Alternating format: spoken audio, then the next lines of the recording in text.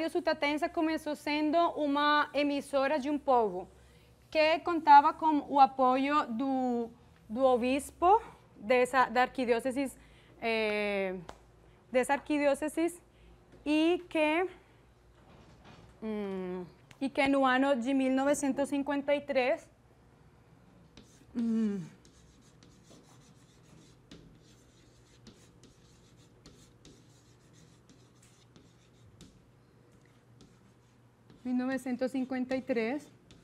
quando já tinha entre 5 e 6 anos de experimentações, onde já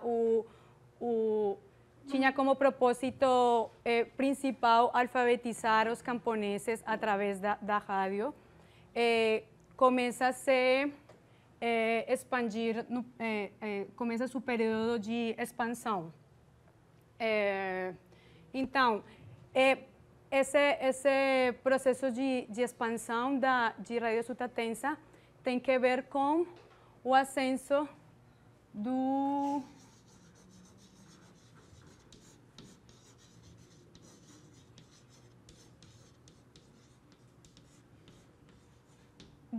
de um outro governo que foi muito importante nesse período e que foi o general Rojas Pinilla. Então,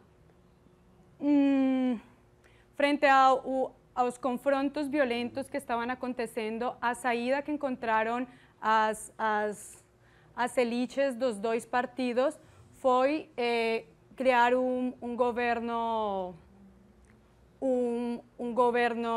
militar que foi agentado por o general Rojas Pinilla.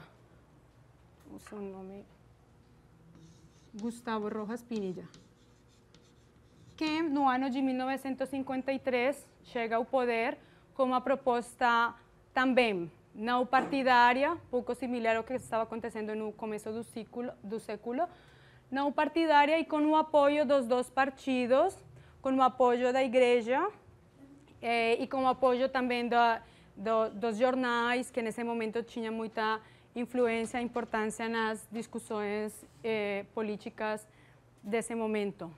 Então, o Rojas Pinilla, que já tinha, pela sua trajetória, é fácil encontrar relações e amizade entre ele e o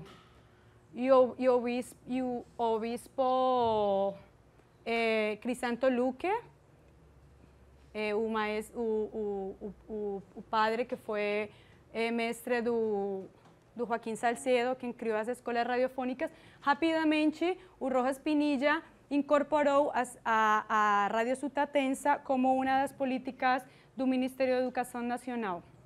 Então, aquela experiência já começava a se formalizar e a emissora criou um modelo de ensino e um modelo de alfabetização baseado na ideia de fazer escolas radiofônicas.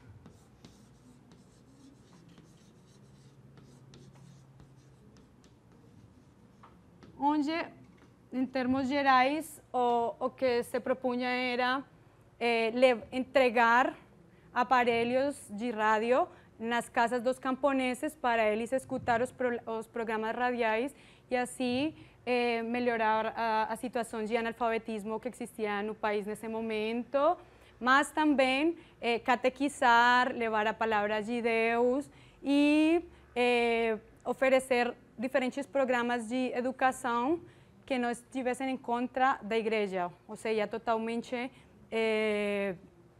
ministrados e dirigidos por autoridades eclesiásticas. Então, em termos de menos de 10 anos, já essa emissora que tinha sido uma coisa muito pequenininha de um povoado, já se estava convirtendo num programa de ensino de alcance nacional. As escolas, vou tentar fazer uma descrição um pouco do modelo de ensino dessa emissora. Sim. Então, antes de fazer a descrição, o projeto foi um projeto muito importante. Por exemplo, só para recrear para vocês, você pergunta para qualquer uma pessoa acima de 50 anos pela emissora e vai lembrar da emissora. Ou seja, todo mundo alguma vez escutou algo da emissora. E a organização tem um arquivo absurdo, sonoro, audiovisual, porque também fizeram filmagens, tem um arquivo administrativo de como foi que se criou aquele modelo, mas também tem uma parte do arquivo que é a que a mim me interessa para a minha pesquisa, o que eu estou trabalhando, e são as cartas que os camponeses encaminhavam para a emissora. Então, a emissora gerou todo um entusiasmo pela leitura e pela escrita dos camponeses que, em muitos casos, pela primeira vez, se aproximavam à leitura e à escrita. Então, aconteceu, pode ser um fenômeno que ninguém se esperava, e foi que a emissora começou a receber cartas de todas as regiões do país, dos camponeses, onde agradeciam ao padre que falava pela emissora, onde mandavam cumprimentar e onde falavam um pouco como era essa sua experiência com a leitura, com a escrita, a sua experiência com o rádio. E um pouco também onde falavam do seu cotidiano. Então, a correspondência que encaminharam é um arquivo que presta para trabalhar em muitos... para levantar muitas questões sobre a vida camponesa, mas o meu foco está sobre a relação com a palavra escrita, ou seja, leitura e escrita, as práticas, essas duas práticas, como foi que eles apropriaram e quais foram os usos que eles deram na sua vida cotidiana. Eu trouxe umas fotos que tem um pouco a ver com o que eu estou fazendo. Então, as características no modelo de ensino da emissora Radio Sutatensa, o fundamento se chamava de escolas radiofônicas, ou seja, a proposta deles era que em cada casa de um camponês ou em casa de um vecino, amigo, familiar, deveria existir um rádio para escutar os programas. Mas outra coisa interessante deste processo é que eles não acreditavam em que o rádio fosse ensinar por si só aos camponeses, sino que isso foi o seu criador, o Joaquim Salcedo, que ele encontrou nas suas experimentações que era muito importante que existisse alguém que logo eles chamaram de auxiliar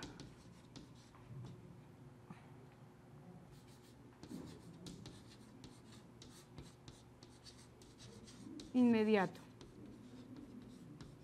Ou seja, alguém da casa que podia ser mulher, podia ser menino ou alguém mais velho, uma maestra aposentada, que fosse a mediadora entre a rádio e aqueles que não sabiam ler nem escrever.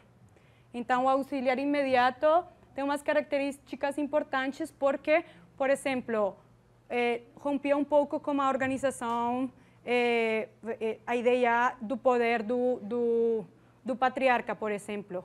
O auxiliar podia ser um filho dele que ia ensinar a seus pais a ler e escrever, mas só com um saber muito geral ou muito básico da leitura e da escrita. Também não se precisava alguém com maior desenvolvimento, porque a ideia era que essa pessoa também ia aprender no caminho com a escuta dos programas.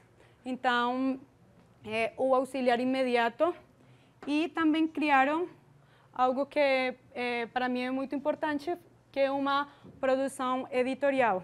Então, criaram algo que se chamou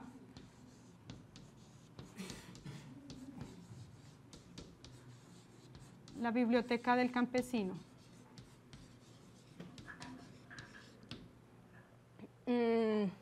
Esta biblioteca, por aquí,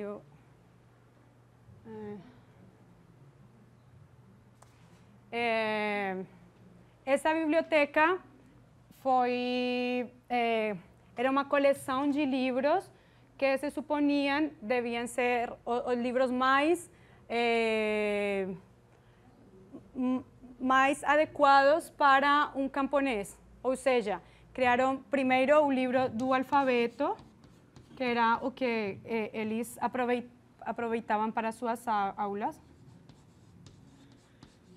O número, a família, por exemplo, el perro, cachorro. Então, o que começou com uma coleção básica de 5, na realidade eram cartilhas, livros muito pequenos, com poucas páginas, com letras grandes, com muitas imagens e com temáticas muito básicas. Ou seja, eu vou tentar fazer alguns contrapontos com a proposta dos liberais, porque aqui eu encontro que também um projeto cultural massivo que aproveitava os novos meios de comunicação para massificar uma ideia de cultura, mas que tem umas diferenças bem importantes. No caso do livro, por exemplo, os liberais se propuseram fazer bibliotecas aldeanas, ou seja, que em cada povoado existisse uma biblioteca onde todo mundo, qualquer um, podia ir e emprestar um livro. E para criar essas bibliotecas, produziram o livro barato, que eu falei assim muito rápido, mas aí eram antologias de literatura, por exemplo. Então, no conteúdo, isso, por exemplo, é um dado importante. Enquanto em um caso se tratava de literatura universal, nacional, poesia, no outro caso era o alfabeto, o número, o cachorro, o catequismo.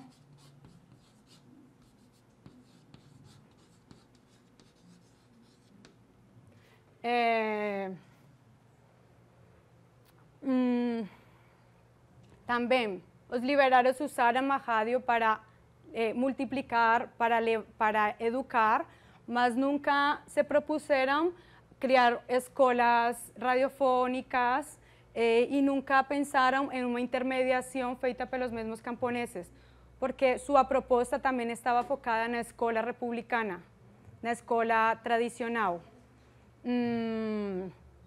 Aí, uma coisa que eu encontro importante é que nos dois casos, os dois projetos acreditavam no poder transformador, tanto da rádio quanto do impresso, mas também do cinema, porque neste caso se aproveitou o cinema também, no poder transformador destes médios, mas no caso dos liberais mais relacionados com essa ideia ilustrada de que estes médios por si só era só aproximar e as pessoas iam pegar, iam aproveitar, iam ler. É só você dar um livro para uma criança e ele vai virar alguém muito erudito, que é tipo pouco desde a história do livro e da escrita se faz muitas críticas a essa forma de pensar o livro. E no caso da igreja, com este projeto cultural, acreditam também no poder transformador destes bens culturais, que no fim das contas a gente pode generalizar, chamando de bens culturais, mas que são bens culturais que é preciso administrar, controlar.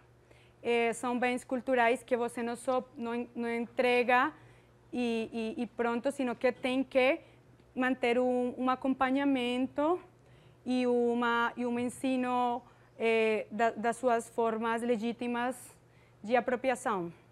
Então, por exemplo, a importância do auxiliar imediato. Sim?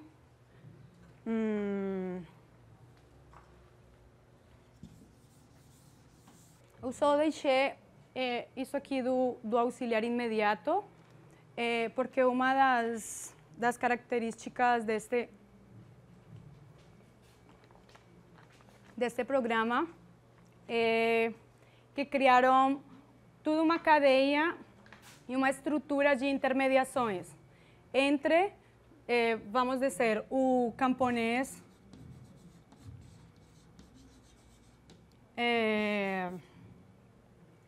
mais afastado da uma relação direta com a leitura e a escrita.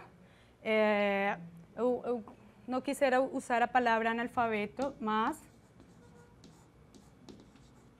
porque é uma ideia já um pouco questionada, mas, em todo caso, o camponês que não sabia diretamente, não dominava propriamente as habilidades da leitura e da escrita, vamos dizer assim. Então, logo desse camponês, vinha este auxiliar imediato. Auxiliar imediato. Vamos fazer assim. Logo, vinham dois